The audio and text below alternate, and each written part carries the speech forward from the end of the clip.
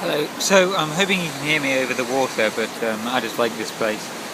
Um, you may have already seen the photographs, but here I am.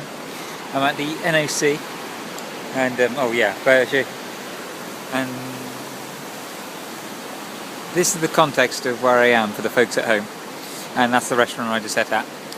And which leads me on to my discovery. Oh, just to for certainty, this is day 17 on the trail. I think that makes it date 28th of March. I think that's right. And yeah, I just had food in the restaurant because I wanted to treat myself, and that's actually led me to, well, if not profound, then useful piece of advice for people. Make your own treats. Make your own, treats, yeah, because I said to people, should I treat myself and go have something in the restaurant and save my money? And I've just spent $17 in this restaurant, just having a pizza and a brownie, and the pizza wasn't fantastic, and I've been dreaming about pizza for a while because of the amount of cheese in it and stuff, and, I don't know, I just really fancied a cheesy pizza and everything, so I went in there and had a veggie pizza, and it was basically a margarita with just the stuff thrown on it, like it wasn't cooked, the veggies, and that might just be a poor pizza, but the thing is, and my reason for bringing it up, is that if you create your own treats, either buy something a little bit extravagant on the trail, like when you're in a supermarket or something, and just have it in your bag. Like it can be anything, like something that's really nice but a bit too heavy. Like for me, I had a can of kippers for me, and these are heavy because of course they go in a can and they're a bit cumbersome and so on, but they're just really nice. When you really had a bit of a hard day, you can just whip them open, eat them straight away, and you feel fine. And I'm sure there are true vegetarian alternatives out there. I'm going Piscian was on the trail and then going true vegetarian when I get back. But I'm sure there are things you can do along the same lines.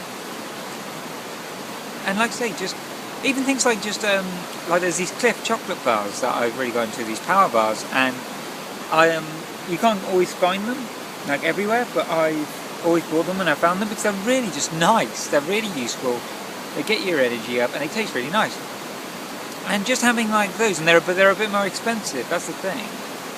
Like here, they're $1.50, which is expensive for a chocolate bar. So buying those, even though they're a little bit more expensive, but just knowing that you're treating yourself when you're eating them, even if it's not really a treat, but in my mind it is, it's so much better because one, you know what you're getting, two, you know you're going to like it, and three, it's cheaper. Four, you don't have to feel like I feel a little bit guilty now because I've spent $17 on something I really shouldn't have. And I did buy a chocolate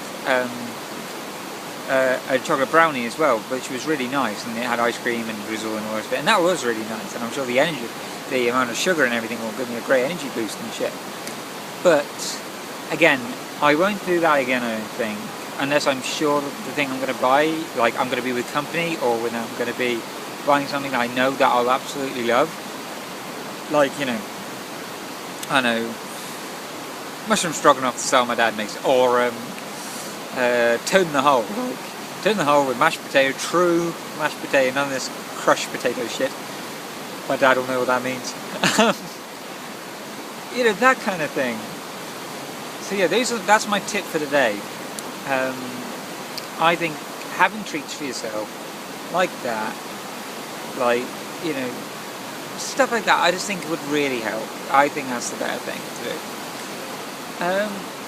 So I'm on the N.O.C. I've just bought AWOL's guide to the AT, which you can't get.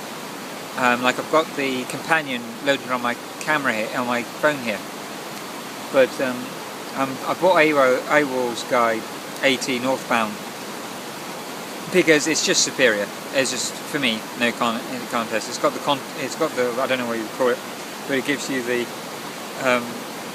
gives you a line of how high the terrain you're going over is going to be. There's probably a technical name, but I'm too thick to know it. But that really gives you a good outline for how the day's going to go. and in comparison to the the companion, which just doesn't.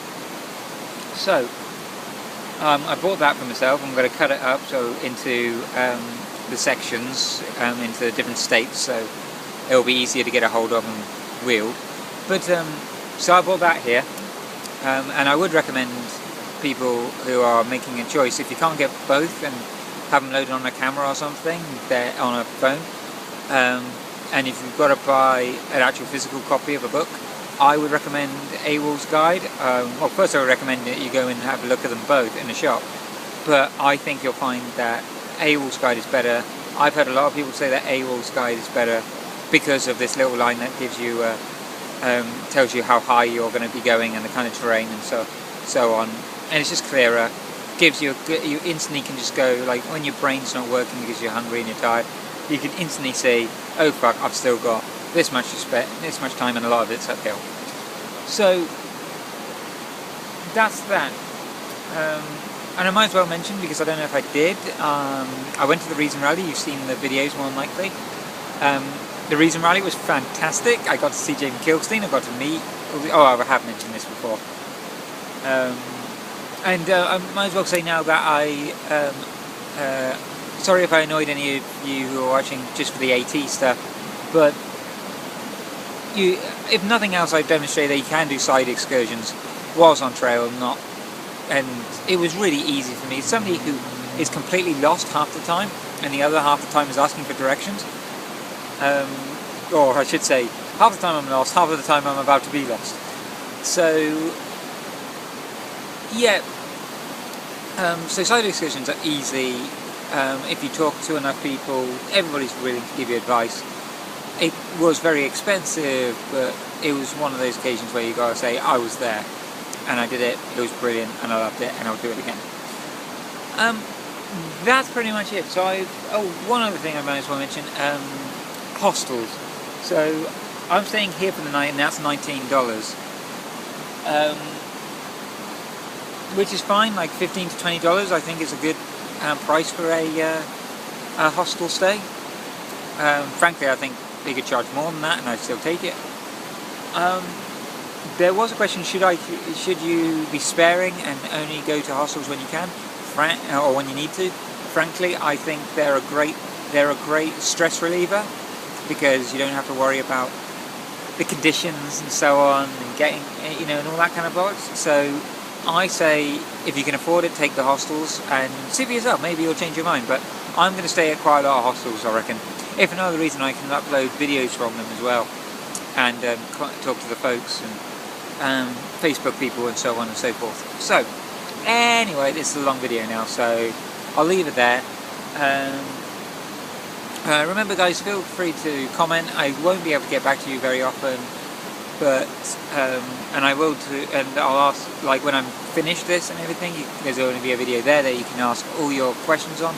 But if you have got questions, like if you're planning and your question seems particularly relevant to where I am or whatever, stick a comment down and I'll see what I can do. If I don't know the answer, I'll see if I can find an answer for you when I can, but anyway, so yeah. N.O.C, which is the Outdoor Centre. I say because it's a bloody pain in the arse for a dyslexic to read whatever that bloody word says. It sounds like Nahahala, something like that, but you can imagine how that's spelled. Anyway, that's where I am. Walked 12 miles today. All rather fun. And I'll leave it there. Cheers guys. Bye.